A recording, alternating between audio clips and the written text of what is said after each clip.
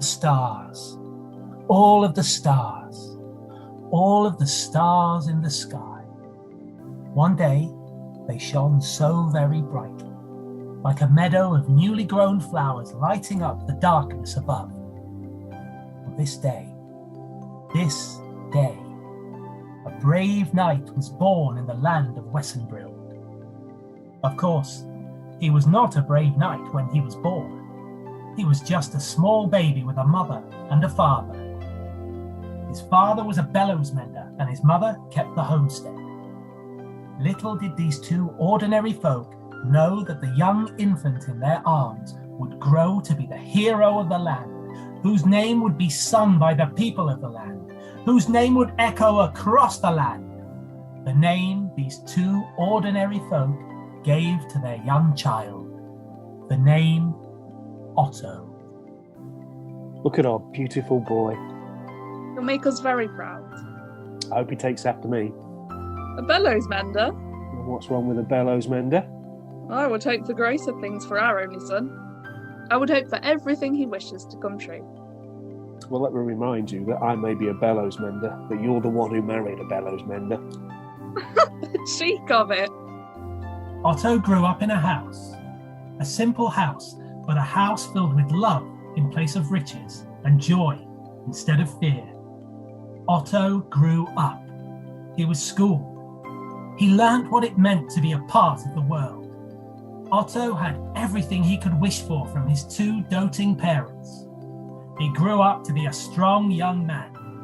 He became everything that his mother and father dreamt of. Ah, boy. Oh boy. You'll do great things. He wants to join the old King's Guard. Won't that be dangerous? Better than a bellows mender. Be brave, my son. Always stand strong and never yield.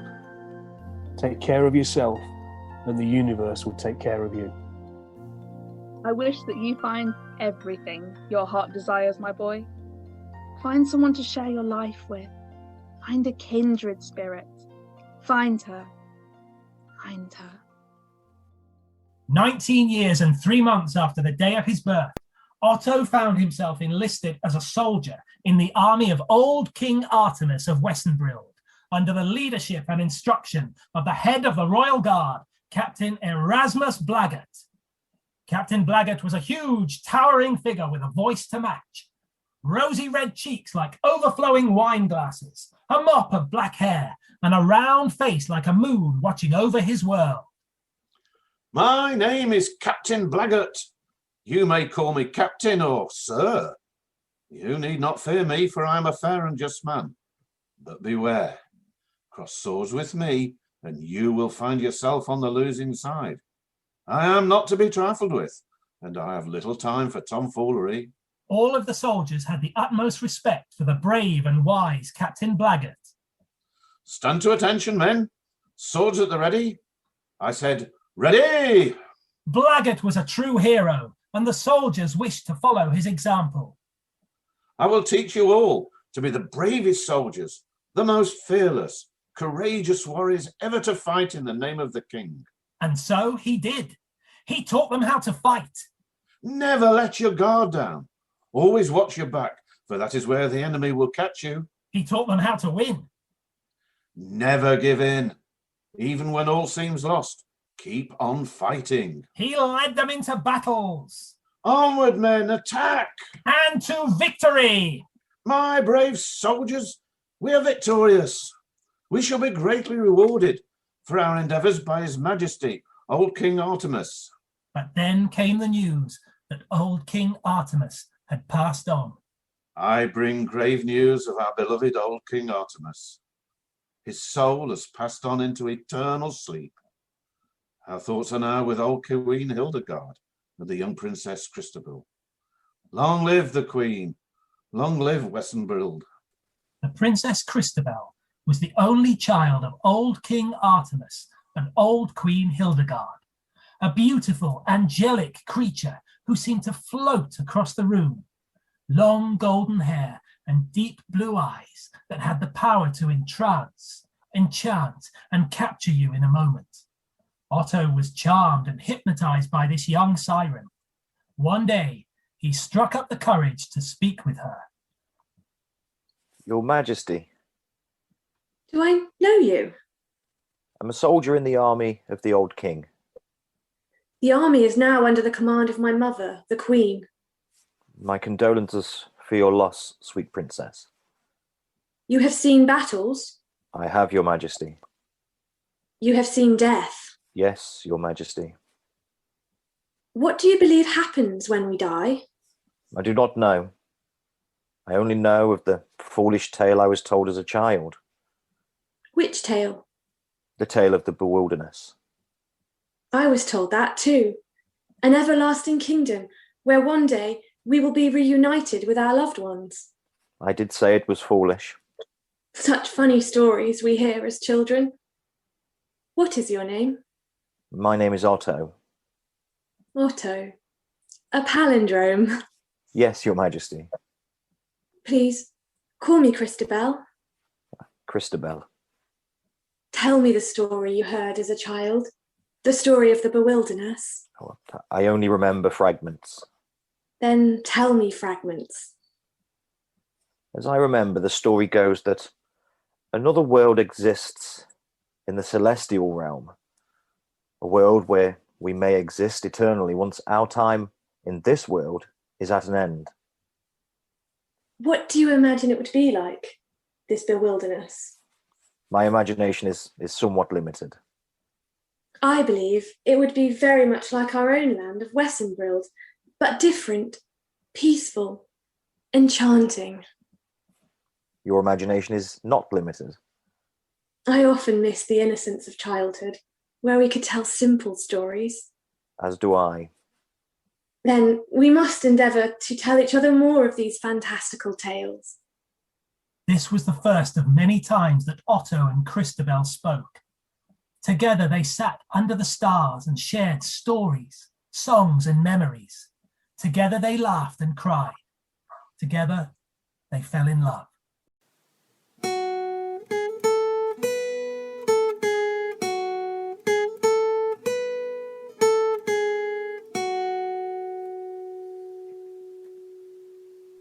One year later, a new sun was rising on a bright spring day.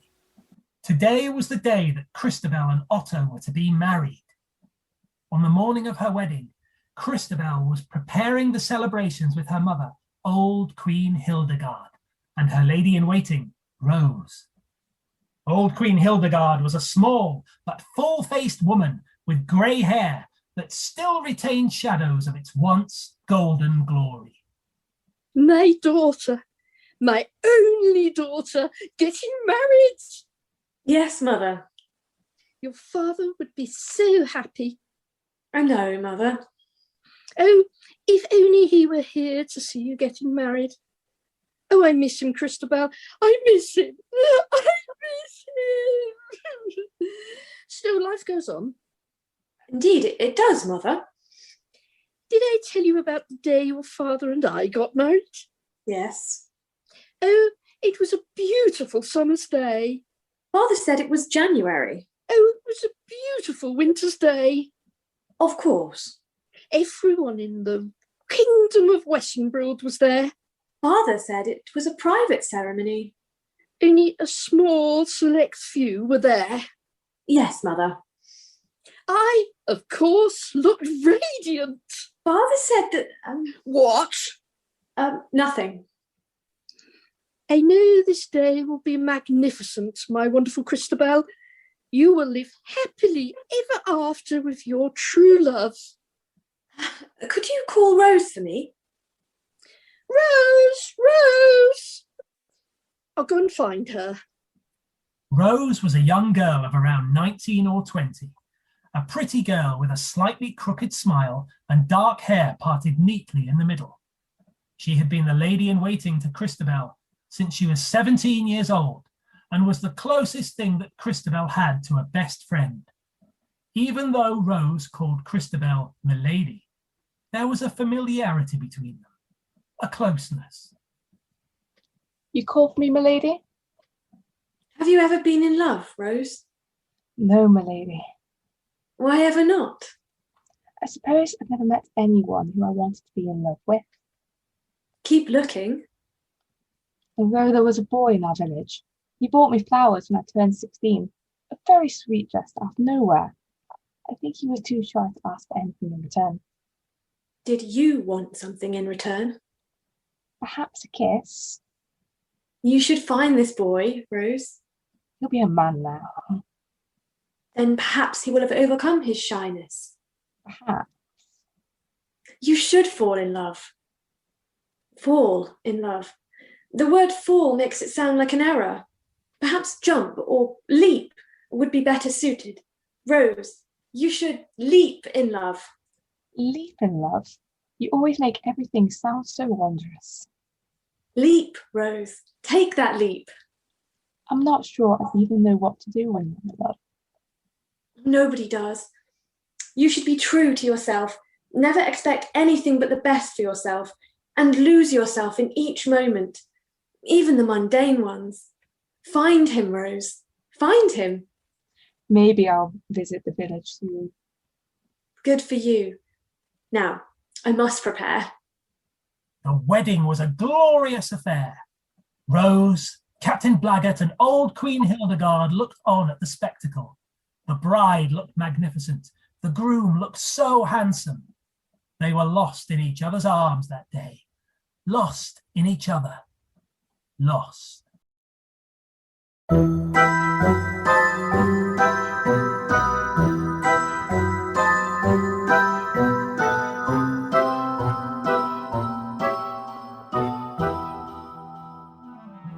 Elsewhere, across the kingdom of Wessenbrilde, a storm was brewing. In the outer lands, the villainous rebel warrior Umberto was laying siege to villages and towns, with his aim of one day ruling the land. Umberto had once been a brave knight, but had long since turned towards darkness. He was a cold figure, with an aging scar adorning his left cheek. No one knew how the scar came about, and no one ever asked. My enemies, to all my enemies, prepare to be terrified, for I am Umberto the Unfriendly. Oh, no, I don't like that. I am Umberto the Undesirable. No, that's worse. Oh, where's the thesaurus? I Umberto the Ugly. No, of course not. The Unhappy, Unruly, Unplugged, Unpaid, Unfunny, Unwashed, Uninspired. The Unrelenting. Yes, I like that. To all my enemies, prepare to be terrified, for I am Umberto the Unrelenting. I will not relent in my relentless pursuit of the throne. Prepare to relent at the feet of Umberto the Unrelenting. Umberto and his army were invading and capturing large swathes of the kingdom of Wessenbrilde. Something had to be done. Old Queen Hildegard ordered her troops into battle, with Otto leading the charge. I am Otto of the Queen's army. And I am Umberto the the Unrelenting. For 7 long years, the battle between Otto's army and Umberto the Unrelenting continued. They fought. Prepare to relent. Never! I will never relent. Me neither, for I am Umberto the Unrelenting. And they fought. Are you ready to relent yet? No. Well, I'm not relenting. Don't you know who I am? And still they fought. Relent! No. Yes! No. Yes! No. As the end of the 7th year of battle approached, only Otto and Umberto remained. Otto tried one last valiant time to defeat Umberto the Unrelenting, The fierce battle between these two soldiers, the last men standing. No one saw what happened, because no one was left to see. No more reports of battles, of the dead, of the war, of who survived. Finally, after 2,549 days, Umberto relented. I relent. Really? Yes, I am Umberto the Unrelenting, who hath finally relented. Then I am victorious! The war was over. The war was finally over. Otto could at last return home to his beloved Christabel.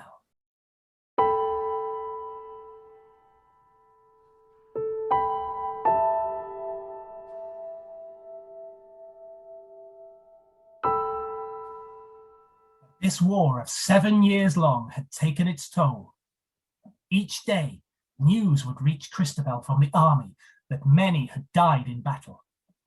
But now, as Otto battled Umberto one final time as the last men standing, there was no messenger to bring the news, no emissary with stories of victory, no envoy to fill her heart with hope. When days and weeks and months passed, and she had heard no more from Otto, Christabel believed that her beloved would never return from the war, and that he was gone, lost forever, lost. Certain that she would never see her beloved again, she slipped from her bedchambers and made her way down to the cellars. It was there, in amongst the old relics of the kingdom, that she found what she had been seeking. A bottle, a deadly bottle. She returned to her bedchambers and took a sip of a poison. One tiny droplet. One was enough. Enough to send her to sleep. Eternal sleep. The next morning, Christabel was found by Rose and old Queen Hildegard. It was too late.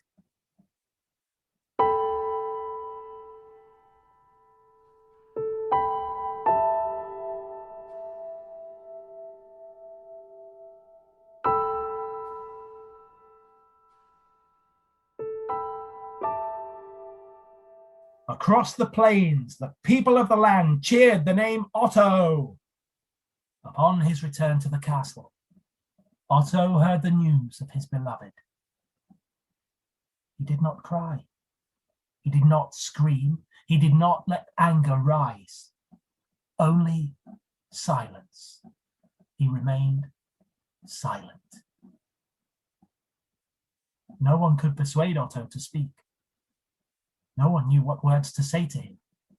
Otto remained alone. Alone. Days passed, weeks, months. On a soft autumn morning, news came from the castle that old Queen Hildegard had passed away in her grief. A decree had been issued that Otto should be the new king. But what is a king without his queen? Otto sat on his throne, ruling the land he had grown up in. King Otto.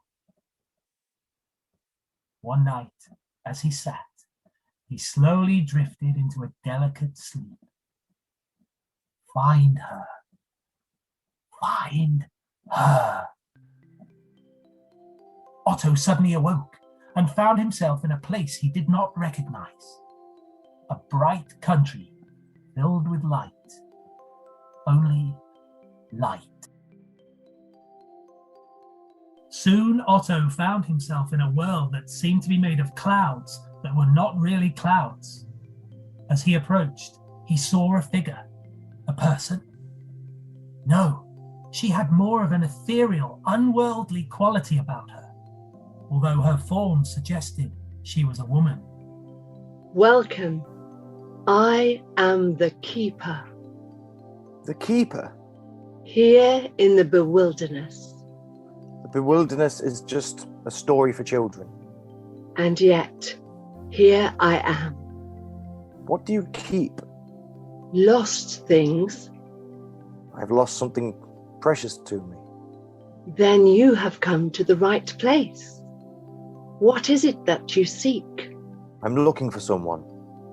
Christabel? How did you know? I thought you may visit. She has been waiting for you. Can I see her? You are Otto. How do you know my name? I am aware of things. Where is Christabel? Here she is. The keeper pointed across the vast open space to a gently moving fragment in the distance.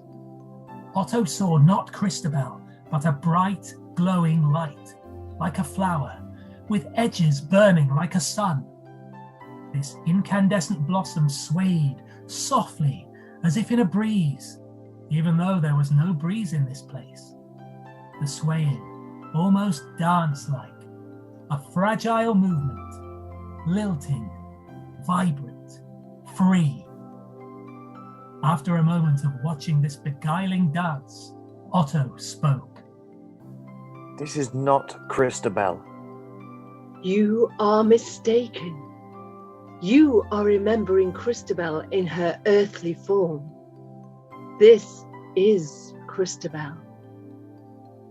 But how can it be? Because it is. By now, Otto was absorbed in his own thoughts. He stared at the shining light, stared intently. Then he turned away. He left that place, glancing back only once at the last of the radiant light. After a moment, he found himself waking in his throne, in his castle, in his land. The strange glowing flower he had seen was not his beloved Christabel. It was a dream, a foolish dream of a childhood fairy tale.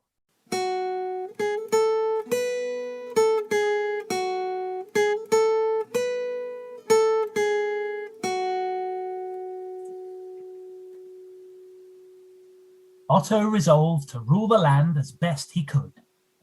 He became known as a strong, brave, but benevolent leader of his people. Otto ruled the land for another half-century, until one cold November evening, when King Otto took his last breath.